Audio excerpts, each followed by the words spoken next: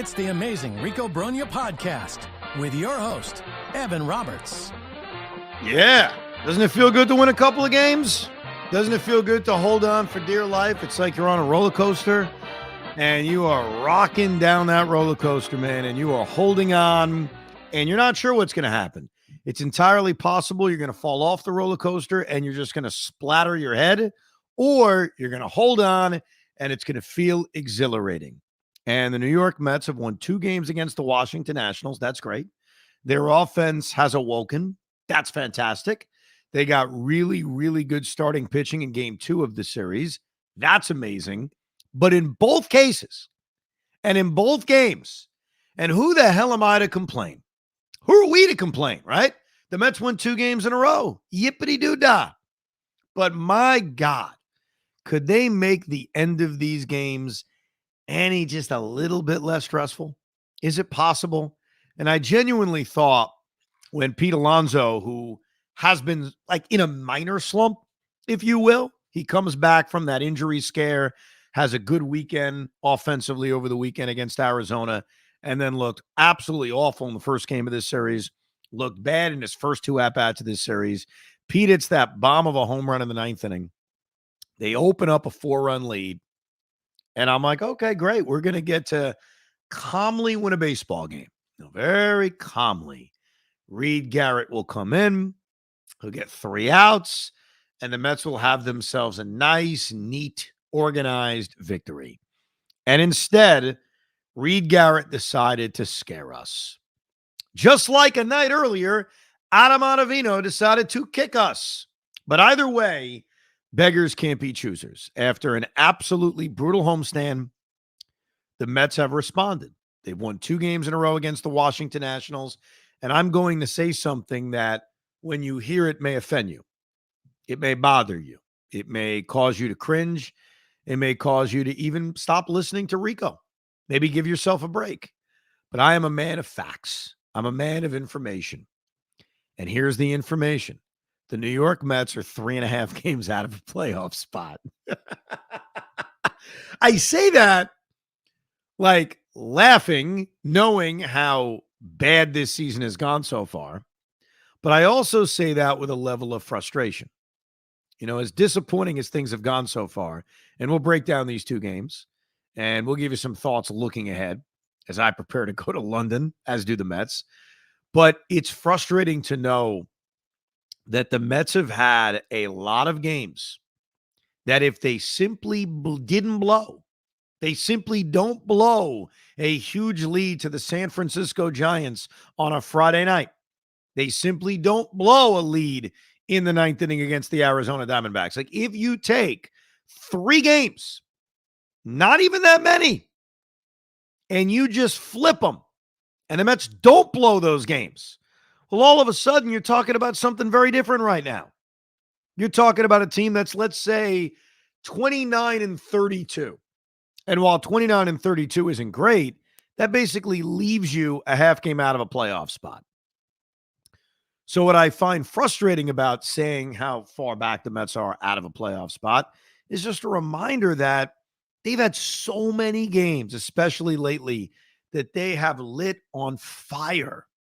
Now, the good news, if you are one of those Met fans, a glutton for punishment, the way I am, the way some of you are, it's good to know that they're not dead. They may feel dead. You may not have any hope that they're going to go on any kind of sustained run, but it is good to know that in early June, they are not 12 games out of a playoff spot. They're only 3.5 games out of a playoff spot, despite being 9 games under 500. 9. Now, let's get to these games. Let's start with the more recent game, game 2 of this series against the Washington Nationals.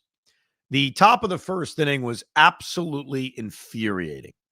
You start a baseball game against DJ Hers, who's only making the start because Trevor Williams got hurt. So you've been given a gift from the baseball gods that Trevor Williams isn't healthy, and you get to face a kid making his major league debut. And not just a kid making his major league debut, a kid that's walking 7 guys per 9 innings down at AAA.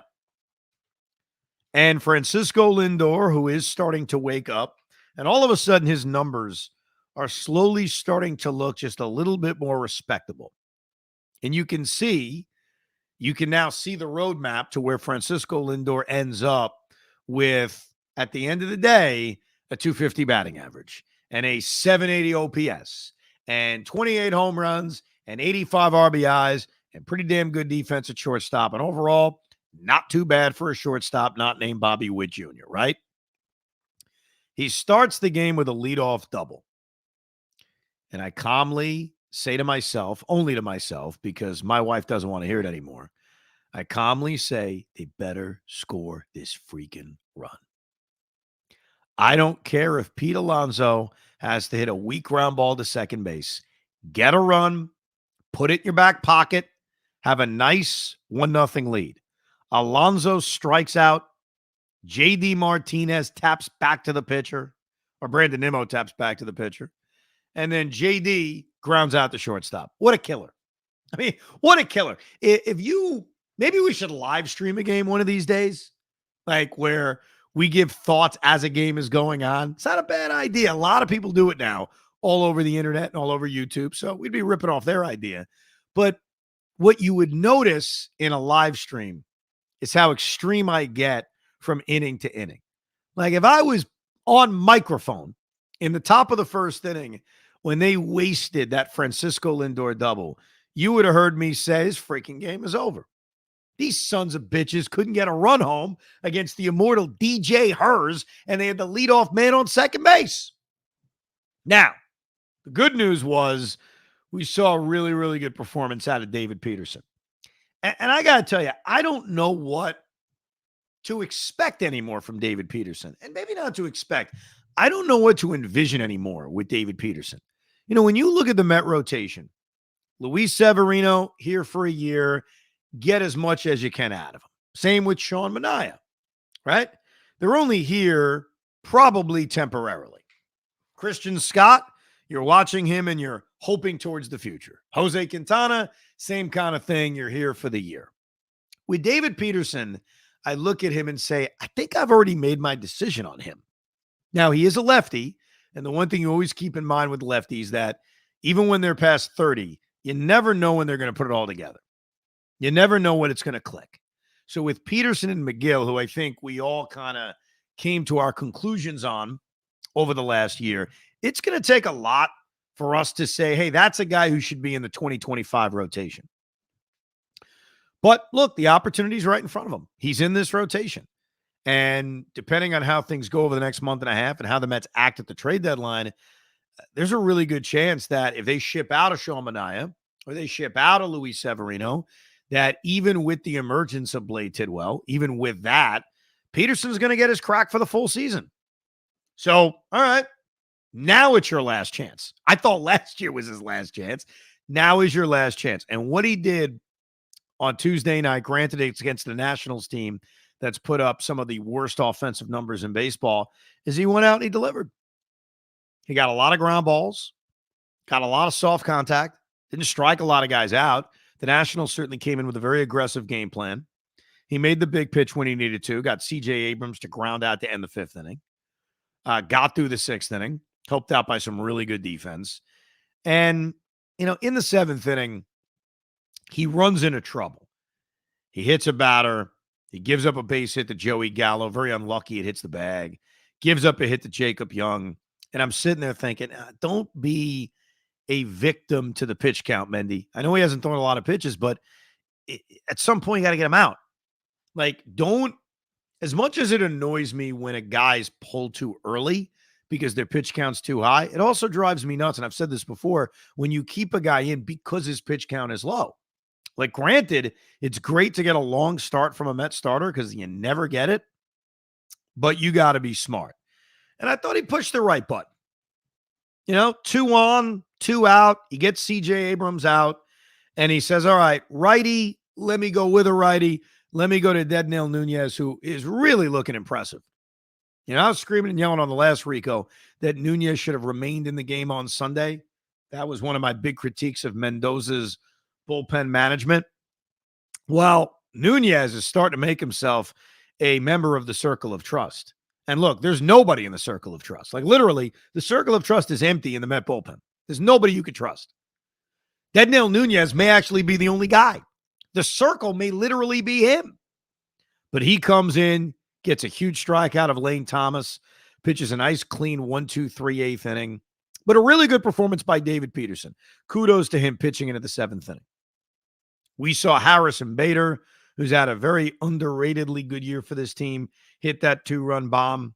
We saw Starling Marte come up with a base hit because once the Mets got the first two guys on in the fifth inning and they're nursing this 2-0 lead, you just know it's probably not going to be enough. You're going to need one more big hit. And Starling Marte gave that to them. And even Mark Vientos. Mark Vientos comes up with a runner on third, less than 2 outs. Get that run home. And Vientos did, despite having two kind of bad at-bats earlier in the game with a couple of foul pop-ups. So the Mets pile on. They score some runs. They let the Nationals slowly chip their way back. Pete hits the big home run in the ninth inning, which was great to see. Gary Cohen hoping what we're all hoping, that somehow this wakes him up and this gets Pete really hot. And then you have the ninth inning. And then you have Reed Garrett, who is no longer in the circle of trust. He has been excommunicated from the circle of trust. Reed Garrett, who decides, you know what I'm going to try to do? I'm going to take this beard. I'm going to make it a little bit more light. Maybe that'll work. I'll follow Evan's lead, my lead, as I'm now growing the stubble back. And Reed Garrett was awesome on Sunday. Struck out the side. He looks so good, I'm thinking, hey, squeeze out a second inning out of him. He comes in the ninth inning with a 4-run lead, and the first thing he does, this is the thing that drives me nuts, is he walks Jesse Winker. You have a 4-run lead in the ninth inning. Let him hit the ball 1,000 feet. You cannot walk Jesse Winker. Gets the next two guys out. I'm already firing up my text message to Hoffman saying, hey, Pete, I'm going to be done with this Met game. Let's RIco because I'm on DVR. But I knew, don't check your phone, Evan. Don't check your phone. Ain't over yet. You never know what you're going to see. You may find your destiny and you may not like it. So I didn't check my phone. I didn't text Pete Hoffman. And then Jacob Young rips the RBI single. Okay. All right. No big deal. They still don't have the tying run at the plate.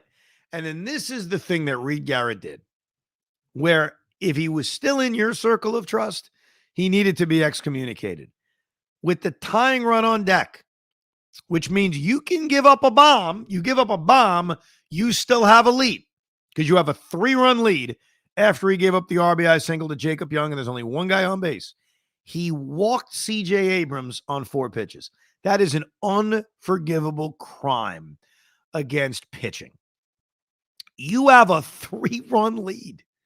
There's one guy on base, and you walk C.J. Abrams on 4 pitches, and you're not remotely close on any of those pitches. Reed Garrett, Reed, I love you, bro. You've had a nice season. Your sweeper's amazing. Now you're dead with this circle of trust. Now, the good news for Reed Garrett is if nobody besides Dednail Nunez can be in the circle of trust, well, then you're going to get to pitch anyway. I mean, you're going to get to come in a 1-run game. But this is why, and it's a sign of a bad team, right? Like they're starting to hit, they get good starting pitching, and now you got a bullpen problem. You have a major bullpen problem. So even with the 2 in a row, like think about London. Think about this weekend against the Phillies. If somehow the Mets hit Zach Wheeler, who I think they would face on Sunday, but these off days make things confusing. So we'll keep an eye on what Rob Thompson wants to do with the Phillies rotation. But let's say the Mets score a couple of runs. Let's say their starting pitching is solid, and they have a 5-2 lead in the ninth inning against the top of the Phillies order. Does anybody actually think the Mets aren't blowing that game? Like, think about that for a second. Does anybody think that the Mets, with a 3-run lead in the ninth inning against the Phillies, won't completely throw that game into the gutter? And listen, I've dealt with enough suffering and enough losses. I've never dealt with one in Europe. So I don't know what the hell I'm going to do. So it's great they've won 2 in a row, but my God, this bullpen has nobody you can trust. Now, couple of positives on game 2 of this series. Give you some thoughts on game 1. look ahead a little bit. Their defense in Tuesday night's game, so tonight's game, if you're listening or watching live, was really, really good. Outside of the fact that the final play of the game was essentially a collision between Harrison Bader and Starling Marte. But think about it. Their defense saw some really nifty plays. Francisco Lindor made a really good play on Lane Thomas in the 6th inning. Mark Vientos. How about the play Mark Vientos made on Nick Senzel in the 6th inning? It was actually initially ruled an infield hit. And then after further review, you saw that Vientos showing off that cannon, man. What an arm he's got. Mark Vientos will get credit for his offense, as he should, because he's hit a lot. But his defense at third base has been night and day. I can't say it's Brett Beatty-like. Brett Beatty was amazing defensively while he was here. But I got to tell you, Mark Vientos has been very good defensively. And you saw that in this game on Tuesday. So I thought overall it was a really solid defensive game. And look, they won. So as much as the ending of the game was frustrating, they won the freaking game. The first game of this series, oh my God. I mean, you talk about the same freaking story. The same story in terms of an offensive opportunity early that they failed to capitalize on in the first inning, leadoff man on, but really in the second inning when Pete comes up with the bases loaded in a spot where they needed him to get the big hit. He doesn't. The starting pitching, like Tyler McGill he wasn't great. He was hurt by his defense as much as I compliment the Met defense in game 2 of this series. Think about the way this game starts. Jose Iglesias makes an error. Harrison Bader flat out drops a fly ball in right center field. But really what killed Tyler McGill when you look at this start is what happened in the 4th inning. I take you back to the 4th inning of Monday night. The Mets have a 3-1 lead, which is nice. Right? Built themselves a little 3-1 lead by scoring 2 runs in the 4th inning. Mark Vientos hit a home run. Francisco Lindor had an RBI single. And there were 2 on and 1 out. And it appears as if the Mets are going to turn a double play. I think it was a 3-6-3 double play. That would have ended the 4th inning. And boom, the Mets have a 3-1 lead. Let's go to the top of the 5th inning. And the overturned call that said Hidalgo Vargas was safe at first base turned out to be such a pivotal call because not only was him being safe at first base a non-double play, so the inning continued, but a run scored on that play. And the next batter was Joey Gallo with a 2-run home run. So essentially, that overturn in the 4th inning was a 3-run swing. That's what I'm saying, man. If I did like a live stream, I would have told you, we're done. That was my we're screwed moment. That's like in an NBA game when you get like those 6-point swings, like a big turnover when you have a 2-on-1 fast break and you mess it up. And then on the other end, a guy hits a 3. It's like a 5-point swing and it feels just catastrophic. It's something I'm used to. I'm a Net fan. You Knicks fans don't know anything about that. You didn't screw up at all this season. I did. I watched a lot of bad basketball. I'm an expert on bad basketball. That was a 3-run swing, though, in the 4th inning off of the overturned play with Vargas. And it really kind of catapulted Tyler McGill's outing into a bad one. Like, give him credit because he was getting through the bad defense early in this game. The 2 errors I mentioned to start the game. He got a big double play to end the 3rd inning against Luis Garcia. Like, he was finding his way in and out of trouble. But that 4th inning was an absolute killer. Now, where things turned is it's 4-3 Washington. And by the way, on a selfish note, I have some weird feature on my iPad. I don't know why. Where on Monday I got home, I'm eating dinner, I'm getting my scorebook ready. I'm like an hour and a half behind on the game. And I open my tablet, getting ready to like look some stats up, and the score popped up immediately on my screen, which it hasn't done since. I'm not sure why it did it. So I got spoiled on Monday, and all I saw was 4-3 Washington. So my reaction was, oh, man, where in the game am I?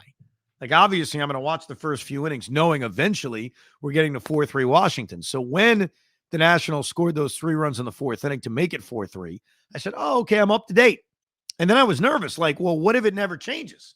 What if that's it?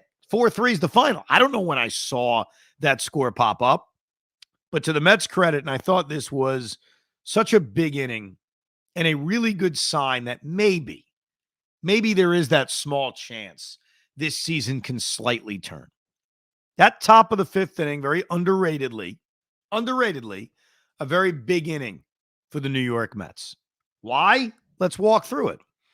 You load the bases up with 1 out, with JD drawing a walk, Marte getting a big base hit behind in the count, Vientos drawing a walk. You get a sac fly by Harrison Bader. Great. You tie the game up. But then the 2 big hits that turned a 4-4 game into a 7-4 game came from Jose Iglesias, who had 3 hits on Monday, and Luis Torrens, who they just picked up from the Yankees to be their backup catcher. So 2 guys who were recently brought up, 2 guys not exactly known for their offense, 2 guys not guaranteed any kind of playing time, came up with 2 monumental hits that turned a 4-4 game into a 7-4 lead. And that's the kind of stuff you need. If you're going to win games, if the Mets are going to dig out of this hole they put themselves in, and it's a massive hole. At the time, 11 games under 500, now 9 games under 500. Yeah, you're going to need the contributions of guys like Jose Iglesias and Luis Torrens, and they got it. And that was very, very encouraging to see. The other thing that was really encouraging to see was Adrian Hauser. Look, let's give Adrian Hauser a little bit of credit here. Adrian Hauser sucked as a starting pitcher. He was terrible. He was a massive disappointment, and I'm glad, and I give David Stearns and Mendy credit, that they didn't let that go on too long. Like, I'm surprised. I thought they were going to let Hauser start more than he did, but they pulled the plug on him, and they made him a long reliever, and he's been a good long reliever. He, in a lot of ways, was the MVP of Monday's game. Think about it. You build up this 7-4 lead. McGill can't go deep into the game because he's done after 5, where now he's given up 5 runs. You need how many outs out of the bullpen? 12 outs out of the bullpen. They go to Adrian Hauser, gets through the 6th, gets through the 7th, and gets an out in the 8th. Now, he left with 2 guys on base, and that's where Drew Smith was pretty damn impressive. Give Drew Smith credit. Welcome back, Drew. He comes in with 2 on and 1 out and gets the top of the order out. That was a great job by Drew Smith. High leverage spot. He performed. He has a chance to earn his way into the circle of trust. But Adrian Hauser getting 7 outs is a big deal. Unfortunately for him, his ERA is so ruined from when he was starting games earlier this season. I don't think his numbers will ever look good. But look, man, to his credit, that's an important arm out of the bullpen right now for this team. They need him, especially when you're not getting consistently deep performances from your starting pitching. Now, as far as what Adam Ottavino did, I mean, you talk about night and day. Ottavino, for the first month and a half of the season, was as good as it gets, man. He was throwing strike one so consistently. Now he's a problem. And what we saw on Monday was a major problem. He comes in with a lead. He walks the leadoff hitter with a 3-run lead. He hits the next batter. He gives up back-to-back base hits. And look, Carlos Mendoza did not have any great options at that point. Like, where were you going? So he decides to go to Jake Diekman again in a spot in which they're pinch hitting for Joey Gallo. But look, Jake Diekman got Joey Meneses to pop up. I was stunned. And he struck out Drew Millis, and I was stunned about that too. Stunned. Like, I was floored that the Mets held on. But it's like I said at the top, this is the roller coaster we're talking about with this bullpen. The Mets have an 8-5 lead in the 9th inning. Can you make it easy? No, you cannot. They need a bunch of things. But short term, they need Edwin Diaz back. And they need Edwin Diaz to be somewhat fixed. Like, I felt this way at times last year about the bullpen. When you don't have a lockdown closer, when you don't have that guy that you can just say, hey, you got the ninth inning, and more times than not, you're going to get the job done, there's a trickle-down effect. Like, I think it affects everybody. And right now, not only do the Mets not have anybody to trust, they don't have anybody in the ninth inning either. So hopefully Edwin Diaz comes back when he's eligible. Hopefully he's regained his confidence, and hopefully he can kind of help this bullpen, because this Mets season's sort of been whack-a-mole. Okay, this is the issue. Now this is the issue. Now that issue's fixed, but this is the issue. Like right now, I look at the Met offense over the last 2 days, and you see Lindor getting hot. You see it in front of you. You see contributions from a guy like Jose Iglesias, which has caused Jeff McNeil to be on the bench. More on that in a few minutes. You're seeing Starling Marte get some big hits. You're seeing Brandon Nimmo show signs of waking up. I mentioned how hot Lindor is. Like, okay, maybe the offense can put together a stretch where they're scoring 5-6 runs per game. Maybe that's what we're looking at. Maybe the starting pitching can give you some 5-6 inning performances, but now you got a bullpen that's leaking. Now, what helps the bullpen is when you can actually get 6 or 7 innings out of your starting pitching. That's a big help. Now, I don't know if you're consistently going to get that, but right now it's like whack-a-mole with this team. But they have won 2 in a row. Now, let's get to Jeff McNeil. I do like that David Stearns, and this is where, Hoff, you're sort of right about something you said a month ago, even though I don't think you were right about what you were saying a month ago. I think you've turned out to be right, almost like you're a soothsayer, almost like you could see the future coming. And what I'm referring to was that earlier in this season when the Mets were going through so many arms, they were DFAing guys, and here's Michael Tonkin, now he's gone. Here's this guy, now he's gone. Hoff made the point, hey, I love that David Stearns is holding people accountable. And I said, well, not really. I mean, they're just using kind of the roster fluctuation to get fresh arms up here. You know, they have a tired bullpen. Unfortunately, there are some guys that do not have options, and that's your only option. Like Yohan Ramirez is going to be DFA'd. Michael Tonkin's going to come back and then be DFA'd. It just is what it is. But that opinion that Hoff had about, hey, they're holding guys accountable, now it's happening. Now there are different examples that prove, yeah, that really is happening. Omar Narvaez is a major leaguer. He got DFA'd. Brett Beatty finally got sent down to AAA. Even Adrian Hauser being moved to the bullpen. Like, you are seeing that full accountability, but the number one piece of accountability that we're witnessing right now is the benching of Jeff McNeil. Because this is a guy who makes a good amount of money. He's got a good amount of money owed to him, but there comes a point where it's no longer a slump and you got to do something about it. And Jeff McNeil has now sat 3 days in a row? And Jose Iglesias has looked good, which leads you to think, I don't know if Jeff McNeil ever gets consistent playing time back. Listen, I got to be honest. And this is, we saw the Joey Wendells, the Zach Short, some of these other guys that were just role players. They were brought in for specific reasons and they weren't doing the job. But yeah, the McNeil thing is incredible. And I think that yes, you're right. I might have been a little jump the gun on it because I saw lower levels.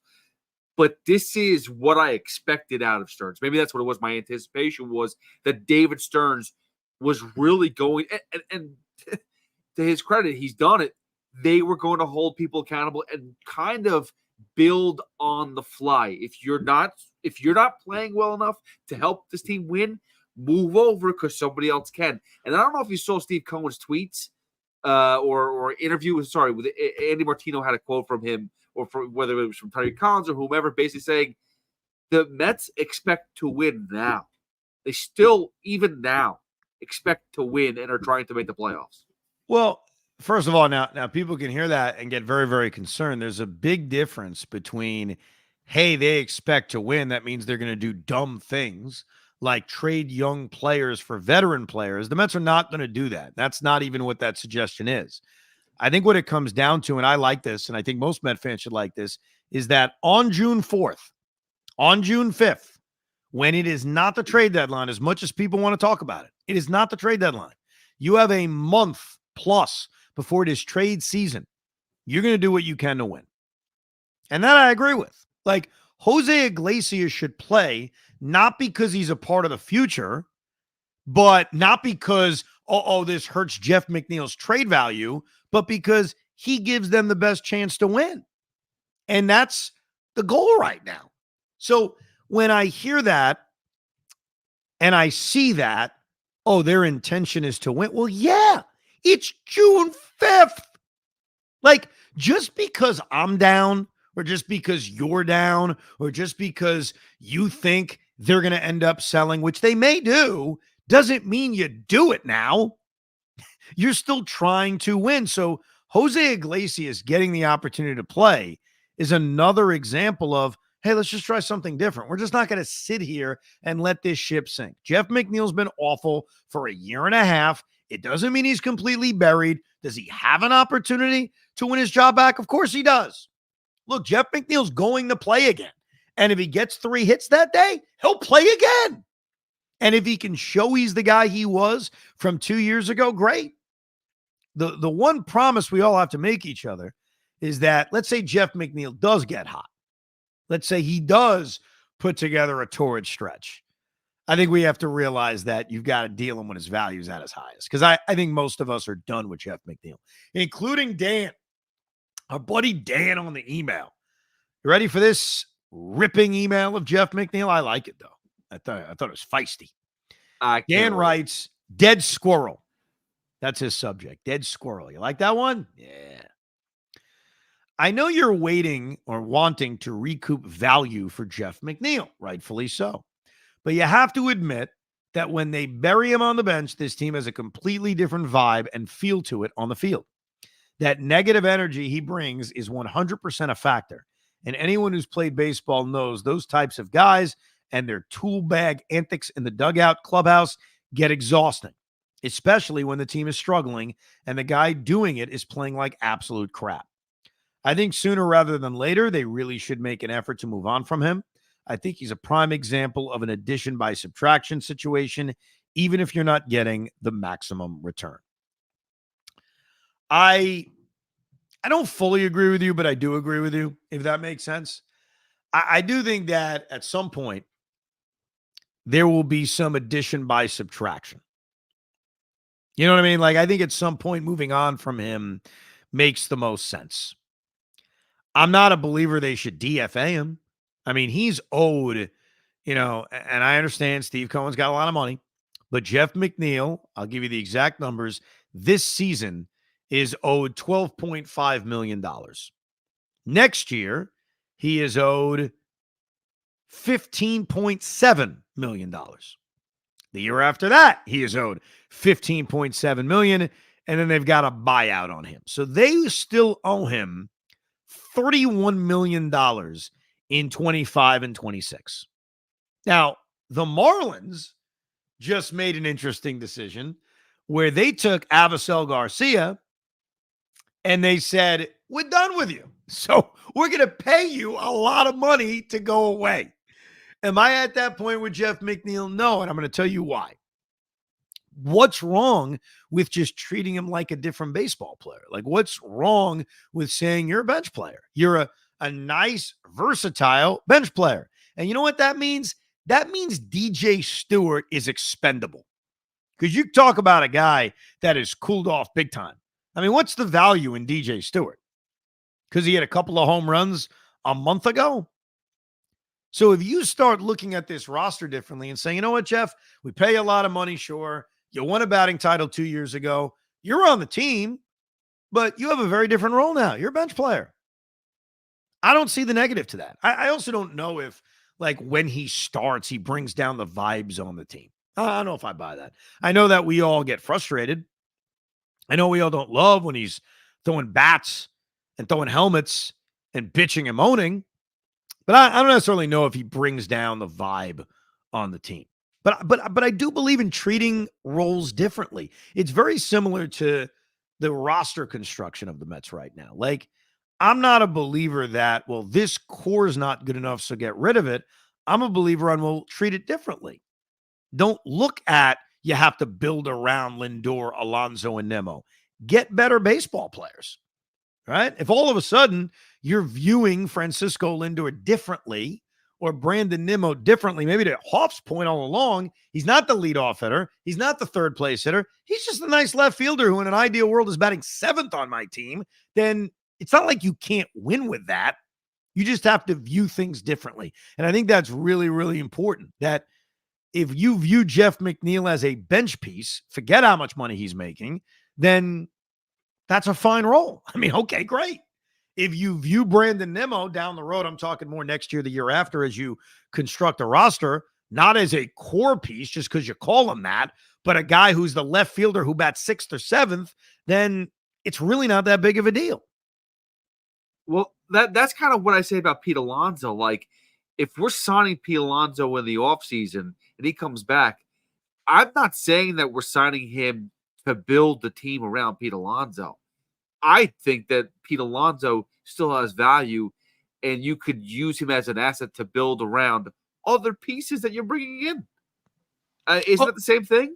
Well, yeah, and it certainly is going to depend on what his contract looks like. I mean, and I think what's odd, I talked about this on the air with Tiki on Tuesday, is that Pete Alonso may be working himself into a spot where he's not going to get like anywhere near what he wanted or even what the Mets offered him reportedly a year or two ago. And if that's the case where Pete Alonso has to settle on the qualifying offer or settle on a 2-year deal with an option, like that's a no-brainer to me. That's easy. That's taking away the long-term risk.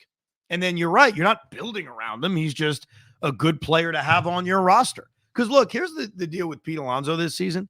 He's not having a good year.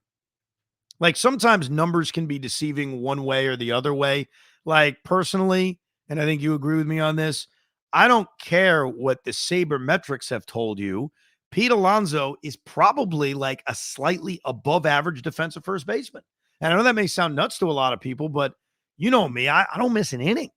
Like, I don't think he's bad. I've never understood why he's referred to as bad. So numbers can tell you one thing, your eyes tell you something else. Pete Alonso has 14 home runs and 31 RBIs. So he's on pace to hit. In fact, let me give you the exact pace.